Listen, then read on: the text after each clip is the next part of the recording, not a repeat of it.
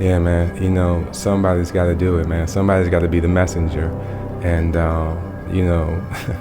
it's not by any happenstance that, 22-year military career, as an Army signaleer and earning the Bronze Order of Mercury, which is, we know, the messenger, that now my purpose is to continue delivering those messages just through a different medium. Did 22 years, 4 combat tours in Iraq, peacekeeping missions in Macedonia, countless years and months away from my family. Thank you for coming out here to the road less traveled to see me so I could answer some of these questions. So, tell you, man, I was in the quest for peace, man.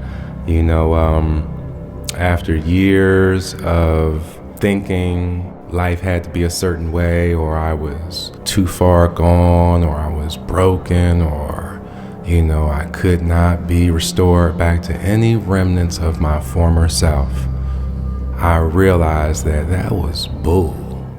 And, God gives us 85 years if we're lucky. And during that time frame, we can renew our lives over and over and over again. All we got to do is submit and realize that, you know what, I want to live. I don't want to just be out here surviving from day to day, waking up wondering what, today will bring and feeling despair, feeling low. I wanted every day to feel like it was my birthday, like I was given another opportunity to ascend.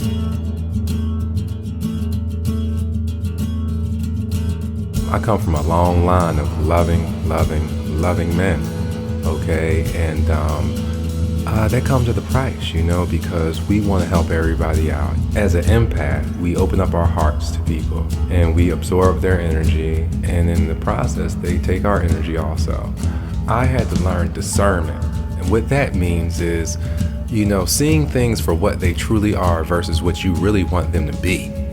All of us has maybe been in a relationship where, it was lacking love maybe, all right, but we held on to it longer than we should have, because for the sake of not wanting to fail, not wanting to, fall into the ghosts of Christmas past, things that happened to our parents. Be single forever.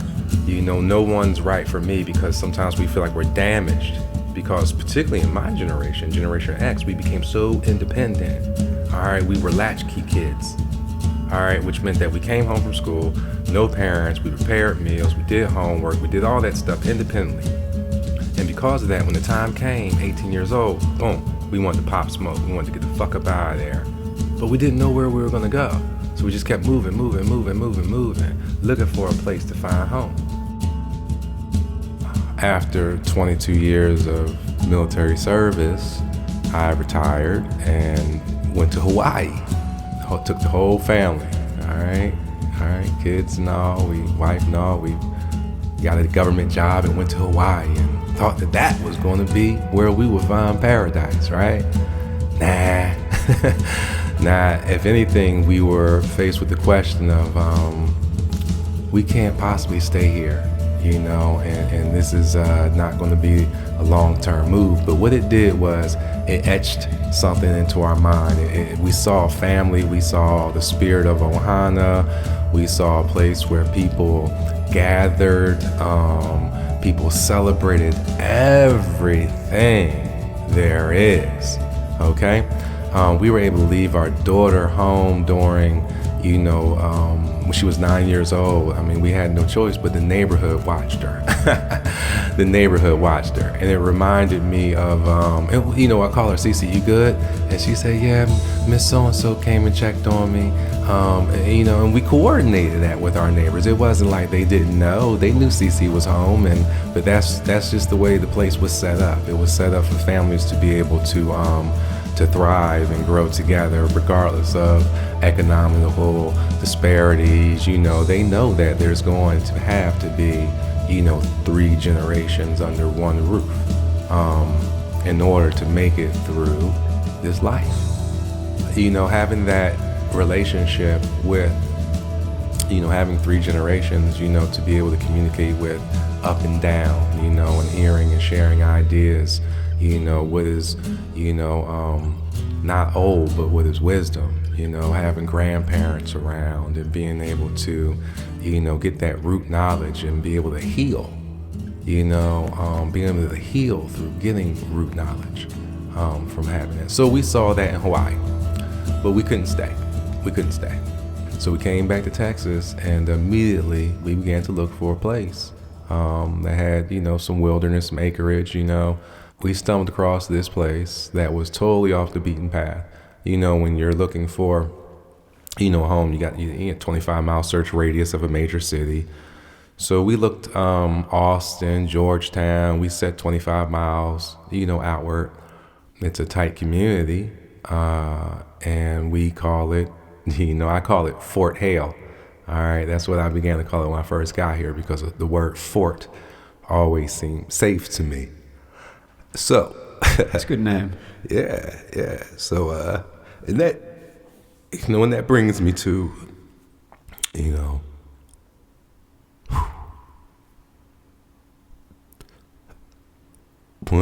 shortly after we got here, I was like, man, what did I do? I moved my family out to the middle of nowhere so I could heal. And I really didn't even consider what was going on with them, because I knew it was paramount that in order for us to have what I saw in Hawaii, that I had to get right. I had to heal. And, so just like they came with me to Hawaii, we all came down here just like that, packed up. And, we created an environment, with the intent of bringing our family and, and the possibility of, look at where we're at right now, a pandemic. If any one of our family members ever needed, a place to stay or a place to just get away, that we would have that place.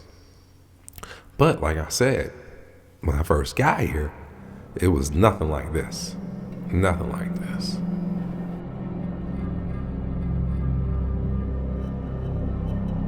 It's funny, like, it reminds me of the movie The Money Pit.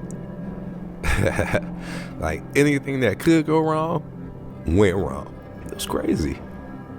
I'm just reflecting on it. It's like, damn, we came a long way. But the one thing that remained consistent was that I never gave up and I never quit.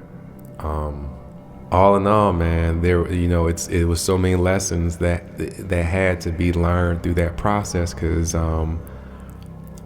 I would not be where I'm at today, because it broke me. It broke me in the best way, though. All right. Submission is not failure. All right. It's not, submission leads to victory. When you're submitting for the right things and the right reasons, right? When you're thinking you got all the bases covered and you're gonna, you don't need nobody, because that's what I came out here with the mindset of, I'm just gonna get away from everybody. The universe won't allow that. We're not meant to do that. If you got something to give, she gonna make you give it. That's facts, man. Because that was my goal. I was like, fuck people. All right. At first I was like, I want to find. That's what I thought peace was. So when I say I was finding peace, all right, it was like, fuck people. Like, I saw Hawaii, and then I said, I'm coming back here, and I get out here. Well, I can find peace with just me. I'll create my own paradise and share it with no one. Nope. That was what I was going to do, man. It was no intent to ever allow anybody to, like, even know that this shit existed. Before you join the military, figure out who the fuck you are. All right? Become whole. So that way, no one can change who you are, right? Yeah, you'll be sergeant, you'll be chief, you'll be all that, you'll be lieutenant. All right? But you'll know that when you take that goddamn uniform off, who you really are. All right? Don't get caught up in the hype. You know, selfless service is only selfless service when you're not getting paid, 50, 60, 70,000, 100,000, 80,000. I mean, we earn it. Don't get it twisted. But don't hang your hat on that shit, because it'll trip you up. It'll really trip you up, and it'll keep you from healing. Oh, I gave them my whole life. I gave them my whole life. And what did I get in return? You better go find yourself. All right, because they're not going to give you anything in return. Nothing. When the paychecks stop, they stop, and then you're left to heal. What you going to do? So I would tell a person when they're thinking about it that, hey, yeah, it's definitely, I mean, shit, it's noble. If that's what you want to do, that's good. All right, but I've seen as soon as a joker goes down to that station, that recruiting station, they sign up a little bit of paperwork, they strap on an ego. I watched my own son. He was going to join the Air Force. I took him. And next thing you know, this motherfucker was already acting like A1C Hale, and he hadn't even been to basic training yet, or boot camp, because they was hyping him up, telling him all these great things about what he was going to do and all this was going to happen. He wasn't even finished growing up yet. This property is sacred. It's sacred to me. And I mean, you feel the peace, man. It's like you're never alone. I'm out this joint, brother, every day, all day, most days. And there was a time where this place, I felt like was trying to kill me. Like it was taunting me. Because when I first got here, there was so much to do, the newness of it all. It was like a kid, exploring. I found all this junk. That there's an engine block, that was just laying around. I turned it into a table. But my wife, who's now my ex-wife, all right, because sometimes you things like this will tear a family apart, but it did not. She's my ex-wife, but we are still tighter than 10 toes in the boot. When I was 15 years old, I was arrested for selling crack. Oh, never mind, let me take that back. It wasn't selling, possession of 10 crack rocks. Street value, $100. Right? Didn't sell not one vial ever. Friends of mine decided they got into a little altercation. They wanted to be Tough Tony, and we were going to the mall, ran to some kids. He told his little boy, he said, "Hey man, give me $1. He wanted to punk him. That shit motherfuckers did back in the 89, 90. Dumb shit. He punched the boy. The cops came. We was in a white neighborhood right there in Cheltenham Township, right across the border, Philadelphia, right there, Philadelphia County, all right, and Cheltenham. Thank God. Because I ended up getting into the juvenile system through Montgomery County. Had it been Philadelphia, things could have been worse. Things was bad, but things could have got worse, right? I could have went to a more fucked up place than where I went to, as a result of my only offense, only crime, only time I ever did anything illegal. Possession of $100 worth of crack. Ended up at this place called Glen Mills School for Boys, because they came and interviewed me at the detention center I was waiting at. I was there for about 45 days before I went to court. And after 45 days, shit, motherfucker said, "Hey, you look pretty fit. You play sports?" I said, "Yeah." And he sold me this school with a video. It looked beautiful. They had big buildings and the kids looked happy and shit. I just didn't want to be home no more. So I said, fuck it. I'll go. Then my mom, of course, was like, yeah, it's better that than being home. So I went.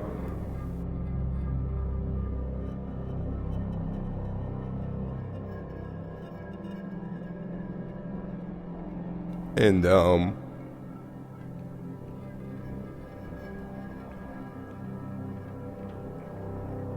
first day I knew that shit was not the place to be.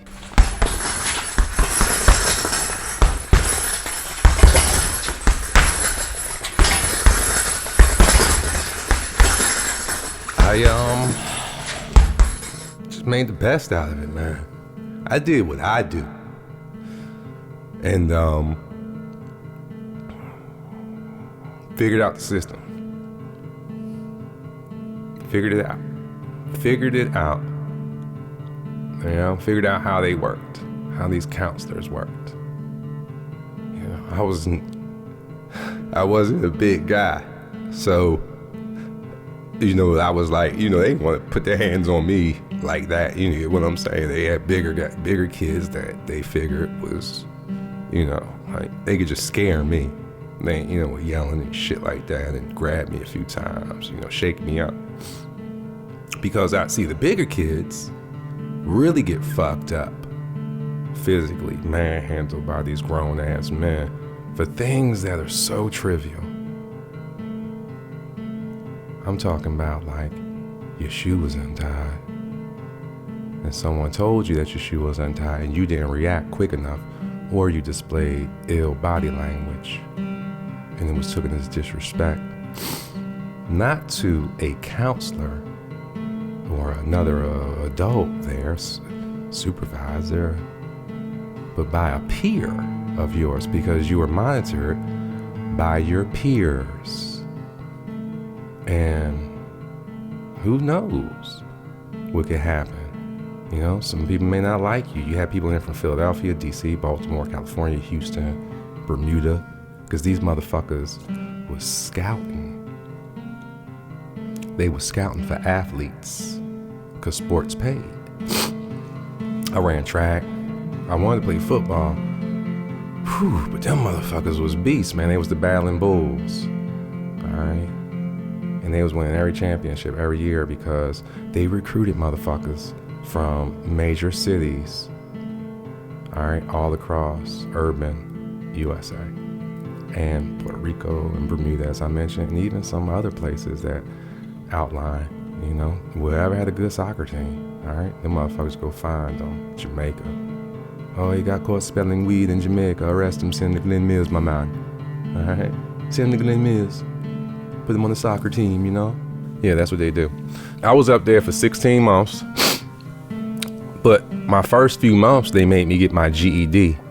And after that, I knew I was my high school. I was only 15, but as soon as I turned 16, like a couple weeks after that, it was actually December 16th, to be exact, 1990. They took us to Delaware County College. They would give you a pre-GED, GED classes for like 90 days and shit, run you through like just boom, boom, boom. So you would just learn it by memorization. Okay? And then you go, they take you to Delaware County. You sit there with grown motherfuckers. Here you are, 16, taking the GED. Like, why the fuck are you taking the GED at 16? Like, am I never going back to school? Nope. So I passed it. Passed that motherfucker, right? Like, I don't even know algebra now, but I knew it to pass that fucking GED because I thought it was going to let me go home. It didn't. They kept me there. They said, well, you can still go to this like continuing education thing and you can earn college credits, blah, blah, blah, blah, blah. Why? Because they got money for me. The county's paid. The school, everybody got paid. Everybody got paid. I graduated from there that June, so they kept me there all the way to that June. Got back to Philly. I was 16 years old with a GED, a fake high school diploma, because that's what they issued you, this fake ass high school diploma. I remember the day that, you know, I went to court to be released, and I went back to the schoolhouse, and they said, oh, Hale's getting released, and he's his transcript. I literally watched the counselor just type it up, all B's, 11th grade, 12th grade, all right? Because when I went up there, I was in the 10th grade, so he just, straight B's, I got B average, 3.0, all right? House way. So, it didn't matter. So I get back home, and, what the fuck am I supposed to do, man? All my buddies are still in high school. I just quantum jumped a whole year ahead now. So I went to barbering school because that's what drug dealers do. I didn't want to be no drug dealer. I just felt like You know what? You know, no, I'm just playing with that. You know, that in Philly, that's what they did. Because I figured, you know, they would hide that money through them $5 tip and them cut clips. But I go to school and I'm just this young boy. And they had all these fine ass beauticians and shit like that and training.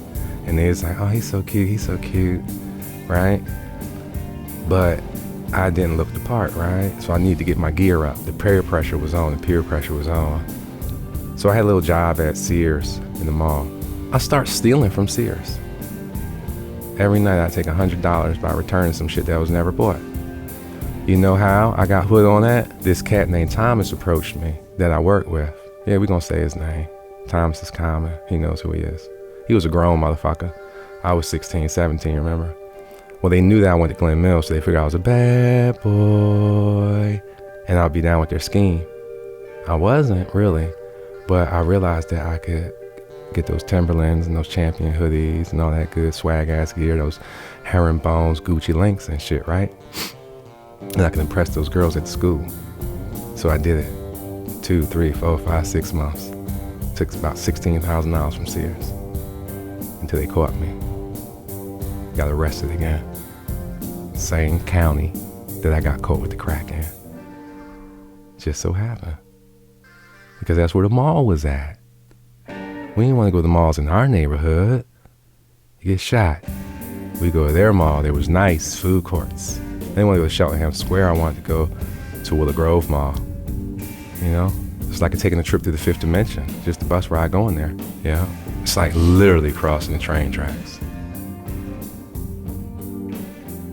I get arrested. And I didn't know anything was gonna happen. Well, fuck, they take me to the same detention center. Like, I go home. I get fired from my job, I go home, but I'm a juvenile. I had the high school diploma, nonetheless the GED, even the high school diploma and shit. So now I could be fucked with as an adult. I'm 17. So you made it out of Glen Mills, but now you're headed back. Well, no, that's the thing. Not back to Glen Mills. That's one shot, one kill, baby. You don't go there twice. You go to prison next.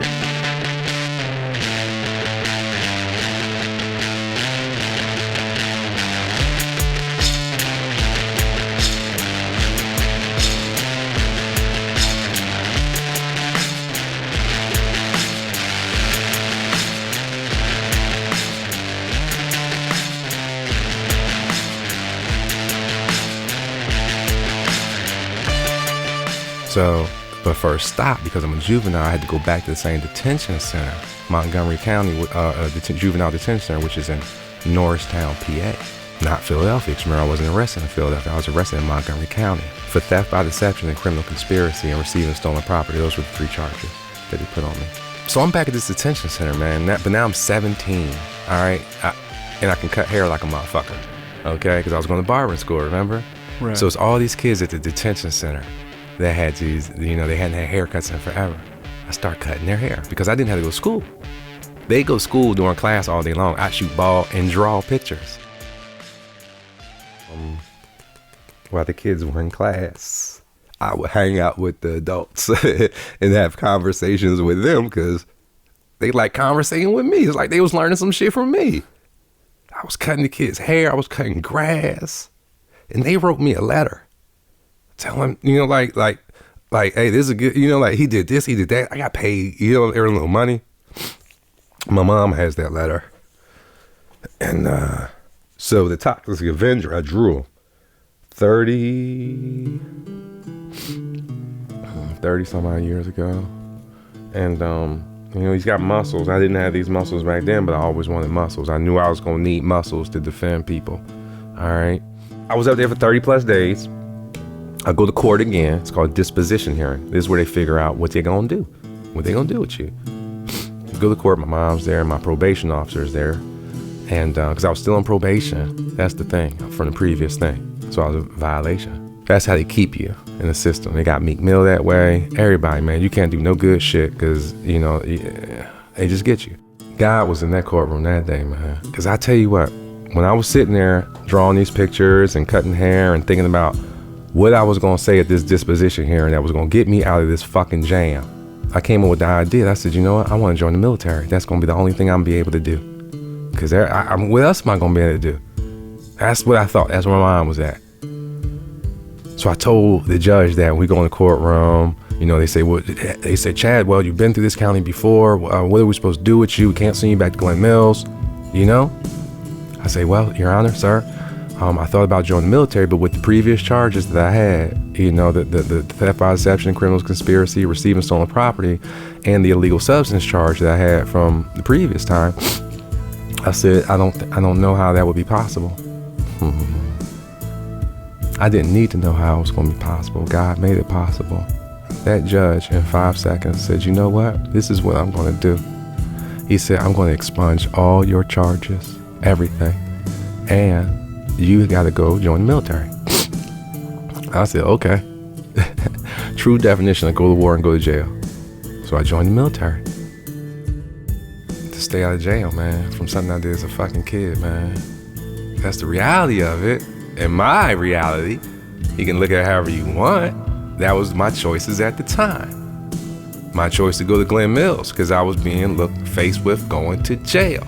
It wasn't an option of going home. It was, motherfucker, you can either go to Glen Mills or you can go to this worse place. Options. 2 of them I had. I chose, the lesser of 2 evils.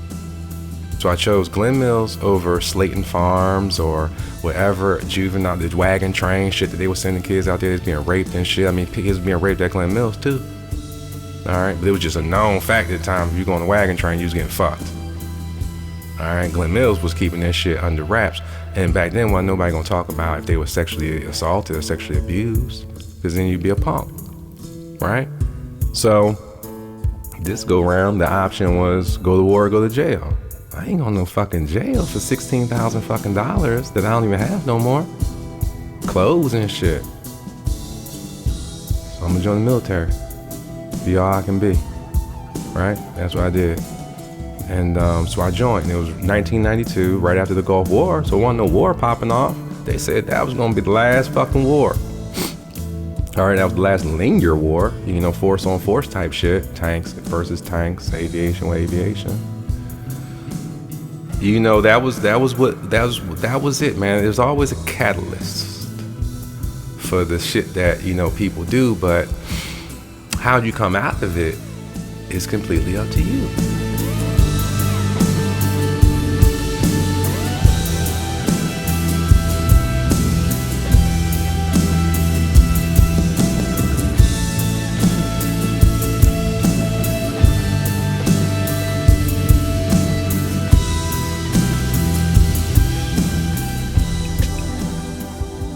Feel the energy of possessing high self-esteem because you trusted your dreams. You have overcome fear, mastered your thoughts, and make conscious choices based on the clarity, confidence, and vitality of your mind, body, and soul.